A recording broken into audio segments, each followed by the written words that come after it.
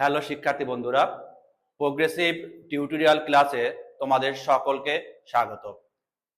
আজকে তোমাদের রিকোয়েস্টেই আলোচনা করতে চলেছি মৃত্তিকা দূষণের ফলাফলগুলি বা প্রভাবগুলি। দেখো, মৃত্তিকা দূষণের ফলে কি কি প্রভাব বা ফলাফল।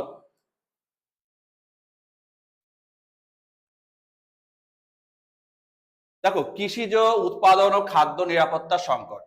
কি হচ্ছে? মাটির উর্বরতা কমে যাওয়ার ফলে কি হচ্ছে? প্রাকৃতিক গুণাগুণ কিন্তু নষ্ট হয়ে যায়। ফলে কি হয়? ফসল হ্রাস, খাদ্যের ঘাটতি তৈরি হয়।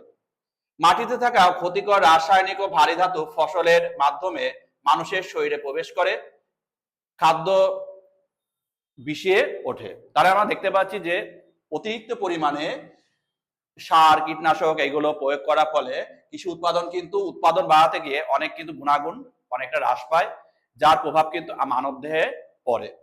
তারপর দেখতে পাচ্ছি মানবদেহে জটিল রোগের সৃষ্টি। কি কি রোগ দেখতে পারো? দেখো, কিডনিতে কিন্তু সমস্যা তৈরি হবে, ক্যান্সারের সমস্যা হবে, সেলগুলোর মধ্যে ক্যান্সারের জীবাণু প্রবেশ করবে, চর্মরোগ, চামড়া ঘটিত বিভিন্ন রোগ বা এগুলো কিন্তু দেখতে পাওয়া যাবে, স্নায়বিক সমস্যা, নার্ভ জনিত কোনো সমস্যা, পেটের সমস্যা, এইগুলো কিন্তু গুরুত্বপূর্ণ সমস্যা। তাহলে আমরা কি কি সমস্যা দেখতে পাচ্ছি?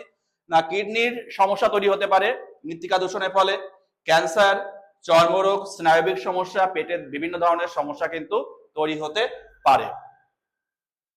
এছাড়া কি? জীব বৈচিত্র্য বিনাশ। দেখো, আমাদের সব থেকে উপকারী প্রাণী কোনগুলো কৃষিক্ষেত্রে? ব্যাকটেরিয়া এবং কেঁচো। কেঁচোকে বলা হয় চাষির বন্ধু। এইগুলো কি হয়ে যাচ্ছে? বিনাশ হচ্ছে, যার ফলে মাটির গঠন, উর্বরতা যে গুরুত্বপূর্ণ ভূমিকা রাখে অণুজীবগুলো, সেগুলো কিন্তু বিলুপ্ত হয়ে যায়। ফলে ফসল যেমন ক্ষতিগ্রস্ত হয়, উৎপাদন যেমন কম হয়, তেমনি বাস্তুতান্ত্রিক ভারসাম্য কিন্তু নষ্ট হয়।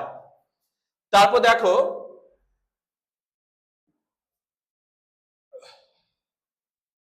এই দেখতে পাচ্ছ এই পুকুরের বা সমুদ্রের জলাশয়ে কি মিশছে? বিভিন্ন শিল্পজাত বিভিন্ন বর্জ্য পদার্থগুলো কিন্তু সব মিশছে, যার ফলে কি হচ্ছে? মাটির উপরে ফেলা বিষাক্ত বর্জ্য জলের সাথে মিশে নিচের স্তরে চলে যায়। ফলে ভূগর্ভস্থ জলস্তর দূষিত হয়, পানীয় জলের সংকট দেখা দেয়, নদী পুকুরের জলও দূষিত হয়ে পড়ে। অর্থাৎ ভৌম জল তো দূষিত হচ্ছে, তাছাড়া পুকুর বা অন্যান্য জলাশয়ের যে জলগুলো সেগুলো কিন্তু দূষিত হয়ে পড়ে এই বিষাক্ত বর্জ্য পদার্থ পুকুর বা অন্য জায়গায় বা মাটিতে ফেলার ফলে।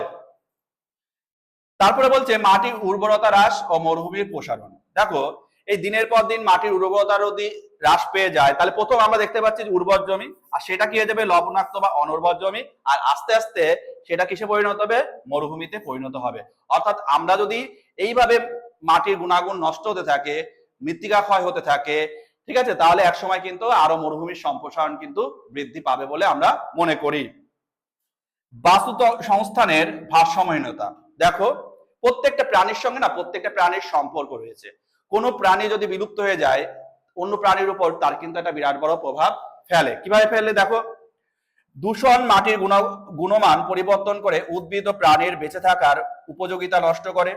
তারা খাপ খাইয়ে নিতে না পেরে বিলুপ্ত হয়ে যায়।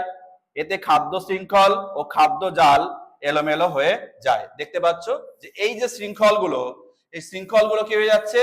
নষ্ট হয়ে যাচ্ছে। ফলে আমাদের উপর কিন্তু তার বিরাট বড় ক্ষতিকর প্রভাব কিন্তু পড়ে। সব মিলে আমরা দেখতে পাচ্ছি যে মাটি দূষণের বিরাট বড় প্রভাব কিন্তু আমাদের জীবনের সঙ্গে ওতপ্রোতভাবে জড়িত।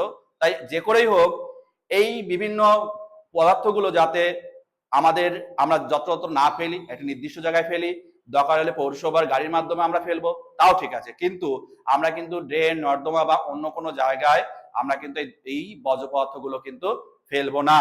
উল্টে সেই প্রভাবটা আমাদের উপর গিয়েই পড়বে। তাহলে তোমরা খুব সহজেই বুঝতে পারলে যে মৃত্তিকা দূষণের প্রভাব আমাদের জীবনের উপর কতটা প্রভাব ফেলে। চ্যানেলটা অবশ্যই সাবস্ক্রাইব করবে, লাইক কমেন্ট অবশ্যই করবে, পাশে থেকো। আশা করি তোমরা উপকৃত হবে। ধন্যবাদ।